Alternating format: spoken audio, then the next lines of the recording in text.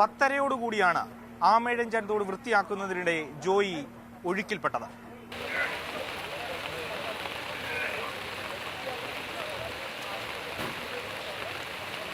ക്ലീനിങ്ങിൻ്റെ ഭാഗമായിട്ട് പുള്ളിക്കാരൻ ഇറങ്ങിയതായിരുന്നു. അപ്പോൾ 3 പേരുണ്ട്. അപ്പം ഈ പുള്ളിക്കാരൻ ആദ്യം ഇറങ്ങി മഴ പൊടിഞ്ഞു തുടങ്ങി. അപ്പോഴേക്കും ഇവിടെ ഉള്ളവർ പറഞ്ഞു, പിന്നെ ഞാനും പറഞ്ഞു മഴ പെയ്യുന്നു, നീ ഇനി കയറിക്കോ, ചെയ്യണ്ടാന്ന്. ഇവനെന്ത് ചെയ്ത് ഈ സൈഡിൽ നിന്ന് അപ്പുറത്തോട്ട് ചാടി. അവിടെ ഒഴുക്കുള്ള ഭാഗം കുറച്ച് അവിടെ നിന്ന് ഇങ്ങനെ കുറച്ച് ദൂരം എത്തിയപ്പോഴേക്കും വെള്ളം കൂടുതലായിട്ട് വന്നു. പുള്ളിക്കാരൻ അപ്പം ഞാൻ കയർ കൊടുത്തിട്ട് ഓടി. ആ കയറിനെ അവിടെ ഇട്ട് കൊടുത്തപ്പോൾ പുള്ളിക്കാരനെ പിടിക്കാൻ പറ്റി. നേരെ ഈ വേസ്റ്റിനടിയിലോട്ട് പോവുകയാണ്. ഉടൻ ഫയർഫോഴ്സും സ്കൂബ ടീമും സ്ഥലത്തെത്തി. മണിക്കൂറുകൾ നീണ്ട തിരച്ചിൽ. പക്ഷേ ഫലമുണ്ടായില്ല.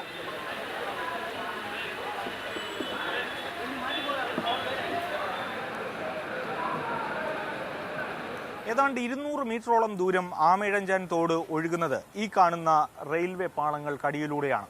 ഇടയ്ക്കിടയ്ക്ക് ഇതുപോലെയുള്ള മാൻഹോളുകളുമുണ്ട്. ഈ കാണുന്ന ടണലിന്റെ ഭാഗത്ത് മാലിന്യം അടിഞ്ഞുകൂടിയിട്ടുണ്ട്. അത് മാറ്റാൻ കഴിയാത്തതാണ് രക്ഷാപ്രവർത്തനം ദുഷ്കരമാക്കുന്നത്. ഈ റെയിൽവേ ട്രാക്കിനുള്ള ട്രെയിൻസ് മാറ്റിയിട്ട് അവിടുന്ന് ഉള്ള സ്ലാബുകൾ ഇളക്കി മാറ്റിയിട്ട് അവിടുന്ന് നമുക്ക് വീണ്ടും ഒരു സെർച്ച് അങ്ങോട്ട് ഈ സൈഡിൽ നിന്ന് അവിടെ നിന്ന് ഇങ്ങോട്ടേക്ക് നമുക്ക് സ്റ്റാർട്ട് ചെയ്യാൻ ഉദ്ദേശിക്കുന്നത്. മന്ത്രിയും മേയറും അടക്കം ജനപ്രതിനിധികൾ സ്ഥലത്തെത്തി. മാലിന്യം എടുത്തുമാറ്റാൻ തയ്യാറാകാത്ത റെയിൽവേ രൂക്ഷമായി വിമർശിച്ചു മന്ത്രി വി ശിവൻകുട്ടി. റെയിൽവേയുടെ പ്രോപ്പർട്ടിയാണ് ഇത്. പല ഘട്ടങ്ങളിലും നമ്മൾ ഈ നഗരത്തിന്റെ വെള്ളപ്പൊക്കം, പ്രത്യേകിച്ച് തമ്പാനൂരിലെ വെള്ളപ്പൊക്ക കാര്യം ചർച്ച ചെയ്യുന്നതിന് വേണ്ടി വിളിച്ചുകൂട്ടുന്ന യോഗത്തിലൊക്കെ തന്നെ ഗവൺമെന്റ് അല്ലെങ്കിൽ നഗരസഭ ഇതിന്റെ ശുചീകരണ പ്രവർത്തനം നടത്താമെന്ന് പറയുന്ന അവസരത്തിലൊക്കെ തന്നെ റെയിൽവേ അത് സമ്മതിക്കുന്ന സ്ഥിതി ഉണ്ടായിരുന്നില്ല. ഞങ്ങളത് വൃത്തിയാക്കി ഞങ്ങളുടെ പ്രോപ്പർട്ടിയാണെന്ന നിലപാടാണ് എടുത്തിട്ടുള്ളത്.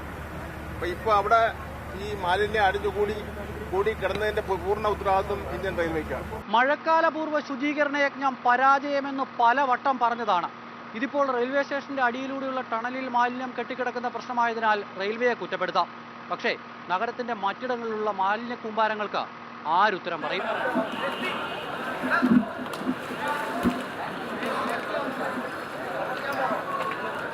രക്ഷാപ്രവർത്തനത്തിന്റെ ആദ്യഘട്ടം പൂർത്തിയായി. ഇനി ഏറ്റവും ദുഷ്കരമായ 2ാം ഘട്ടം. ടണലിൽ ഉള്ളിലിറങ്ങി മാലിന്യം നീക്കം ചെയ്താൽ മാത്രമേ ഇനി എന്തെങ്കിലും സാധ്യമാകൂ. മനുഷ്യസാധ്യമായത് എന്തെങ്കിലും ചെയ്യുക എന്നതിനപ്പുറത്തേക്ക് യന്ത്രമടക്കം ഇറക്കി മാലിന്യം നീക്കുന്നത് അസാധ്യമാണ്. സ്റ്റെഫിനൊപ്പം അമൽ തേനമ്പറമ്പിൽ, മാതൃഭൂമി ന്യൂസ്, തിരുവനന്തപുരം.